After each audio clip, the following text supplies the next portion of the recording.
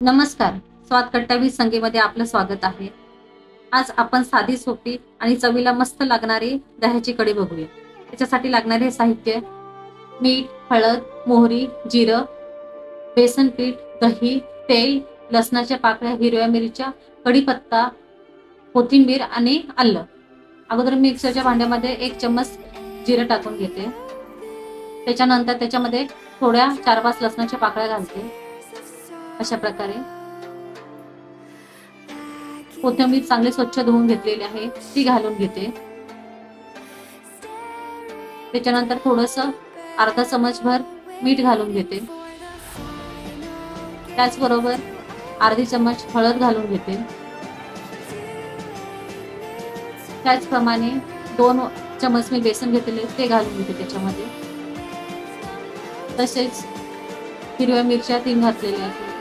त्याचप्रमाणे मी त्याच्यामध्ये 3 ते 4 मोठे कप घेतलेले दही घालून घेते त्याच्यामध्ये आणि एक आल्याचा तुकडा घेते. त्या दह्याच्याच वाटीमध्ये थोडंसं पाणी टाकते त्या ग्लासमधून आणि थोडंसं असं फिरून त्याच्यामध्ये मिक्सरच्या भांड्यामध्ये घालून घेते.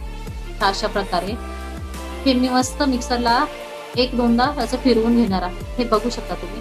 अशा प्रकारे मी मस्त फिरवून घेतलेले आहे आणि वाटीमध्ये असं ओतून घेते.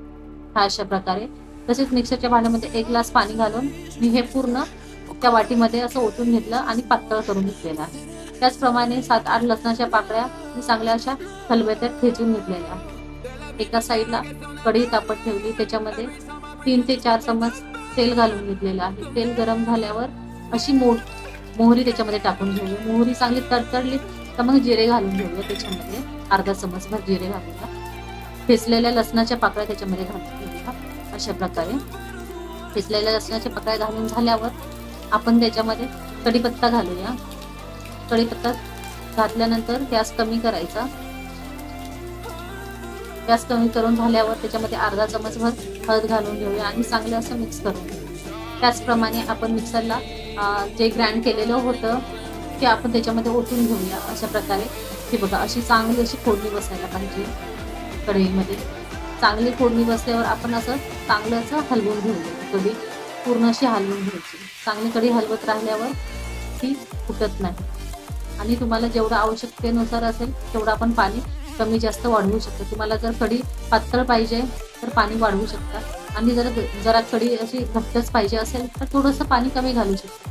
गॅस मीडियम हीटवर ठेवायचा आहे. हे बघू शकता आणि अशा प्रकारे तुम्ही फिरवत राहायची. अशाच प्रकारे कढी मस्त फिरवत राहायची आपण.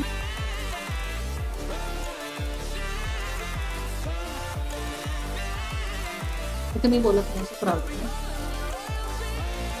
अशाच प्रकारे मी 5 ते 6 मिनिटं अशी मस्त अशी अशाच प्रकारे मी 5 ते 6 मिनिटं अशीच कढी अशी हलवून घेतलेली आहे. त्याच्यामध्ये चवीप्रमाणे मीठ घालायचं आहे. थोडंसं असं अर्धा चमचभर मीठ घालून घेतलं आणि तुम्हाला जर साखर आवडत असेल तर एवढीशी मी अशी साखर घेतली आणि ती अशी वरून पेरून घेतली. बघ, अशा प्रकारे साखर चांगली अशी पेरून झाल्यावर तुम्ही चांगली अशी कढी हलवत राहायची.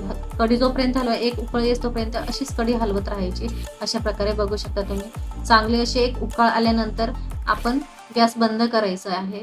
बघू शकता मी अशा प्रकारे गॅस बंद केला आणि कोथिंबीर अशी वरून चांगली अशी पेरून घेतली. बघू शकता तुम्ही किती कढी मस्त दिसते. छान अशी कढी आपली तयार झालेली आहे आणि कढी फुटली सुद्धा नाही. बघू शकता तुम्ही. अशा प्रकारे आपली कढी तयार झालेली आहे. मी एका वाटीमध्ये कढी काढून घेते. बघू शकता तुम्ही अशी कढी काढून घेतलेली मी एका वाटीमध्ये.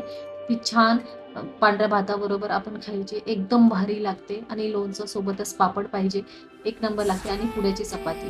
अशाच प्रकारे तुम्ही ही साध्या सोप्या पद्धतीची कढी नक्की तयार करून बघा.